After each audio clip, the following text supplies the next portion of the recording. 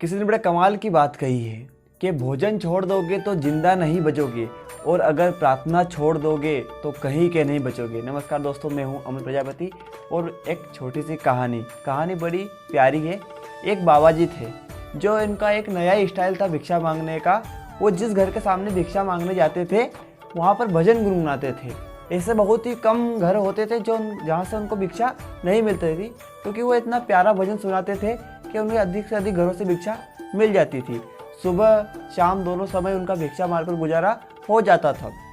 ऐसे ही चलता था। पर एक दिन वो भिक्षा मांगने एक दूसरे शहर चले गए।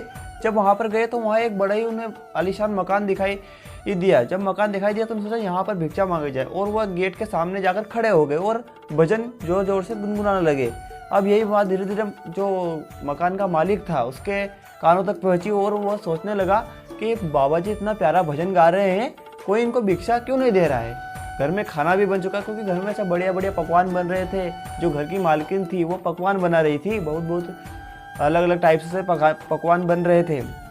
अब मालिक सोच रहा था कि भजन गुनगुना रहे, इनको भिक्षा देकर यहाँ से कुछ पुण्य कमा लिया जाए। तो मालिक ऐसा सोच रहा था और धीरे धीरे जैसे वो नीचे आया और किचन के पास गया तो जो मालकिन थी वह खाना बना रही थी, जो बड़ा स्वादिष्ट और जो अपने कामों में व्यस्त थी।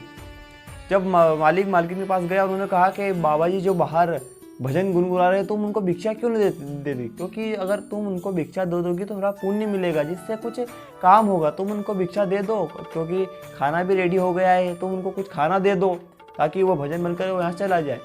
तो जैसे ही मालकिन ने सोचा कि मैं उनको खाना देना चाहती हूँ, पर मैं उनको खाना इसलिए नहीं दे रहा कि अगर मैंने उनको खाना दे दिया तो वह भजन बंद करके, भजन समाप्त करके यहाँ से अगले घर की ओर प्रस्थान कर देंगे। मैं पूरा भजन सुनना चाहती हूँ, इसलिए मैं उनको खाना नहीं दे रही हूँ।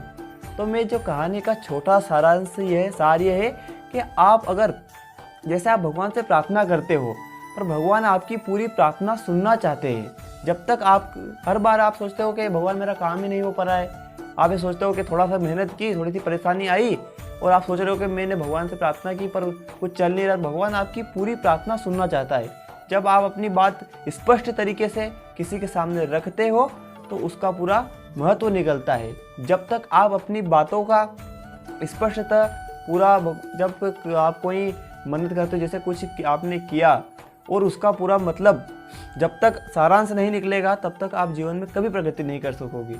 और जब जब जीवन में दुख तकलीफ आती है सिर्फ एक ही सहारा होता है, वो है ईश्वर।